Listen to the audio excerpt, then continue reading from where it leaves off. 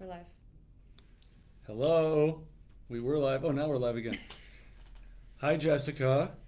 Good afternoon. My name is Keith Shindler. Welcome to another edition of How to Claim Your Justice. The purpose of these Facebook Live sessions are to help educate our Facebook community and our client base, as well as answer some questions. You can always reach us at claimyourjustice.com or at 847-434-3555. We look forward to hearing from you when the unfortunate situation happens where someone you know is injured, car, truck, motorcycle accident, slip and fall accident, workers' compensation accident. Feel free to call us with any questions. Today, we're going to discuss a little bit of a provocative question. And by provocative, I mean don't get mad at us. Don't get mad at me. You can get mad at Jessica. Can you sue God? Of course, I don't mean literally suing the God I believe in or the God you believe in or you believe in, but what happens when a rabbi, a priest, a father, a pastor, an imam, or whatever other clergy your religion follows causes an accident? It happens. We just had a client very recently injured riding a bike, hit by a father, or I'm sorry, a pastor, and I think this is a question a lot of people may have, and if not a lot, at least one of you out there may have. So Jessica, let's go. All right, first question.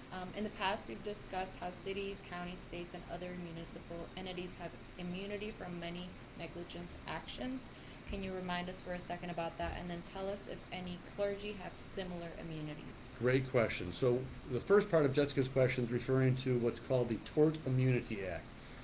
Cities, county, park districts, states, police departments, they're covered by what's called the Illinois Tort Immunity Act, and most states throughout the country have similar immunities that are basically a shield to ordinary prosecutions that would exist if you had against a regular civilian.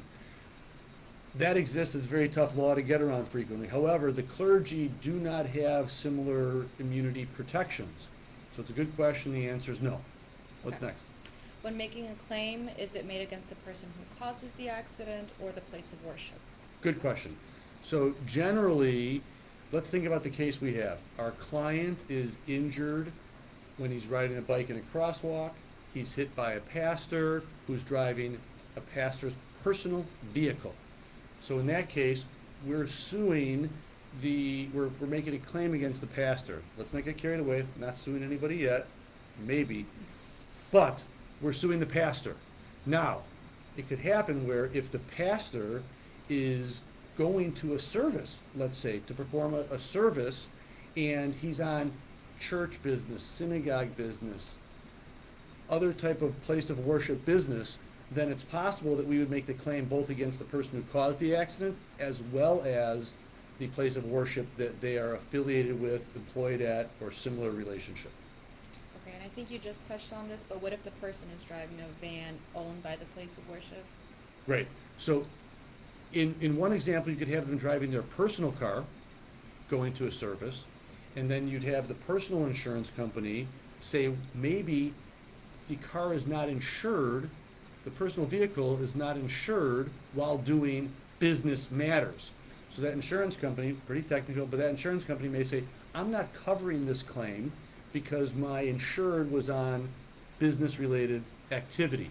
So then we'd go after, we would seek to pursue the place of worship. Now, if the person is driving a place of worship van, let's say a church van going to an outing of some sort, then we go directly against the facility, the place of worship that owns that van. Good question. Okay.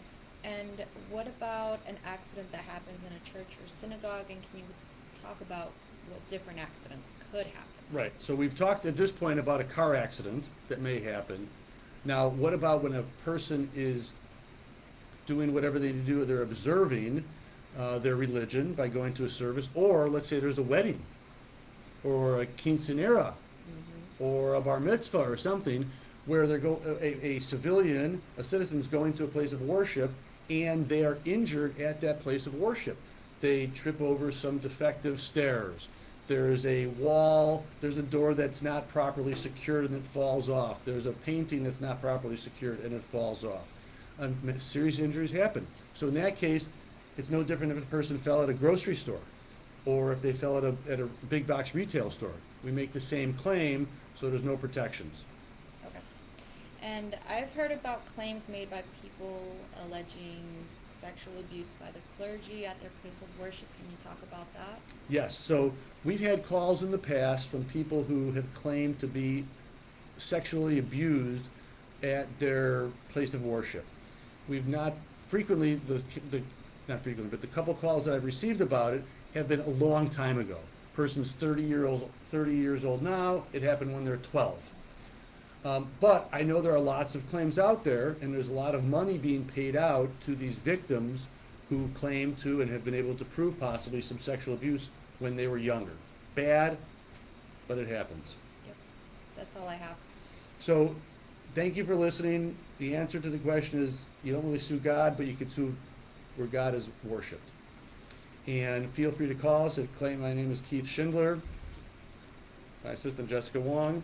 Feel free to call us with any questions that you have about any personal injury related matters. ClaimYourJustice.com or 847-434-3555.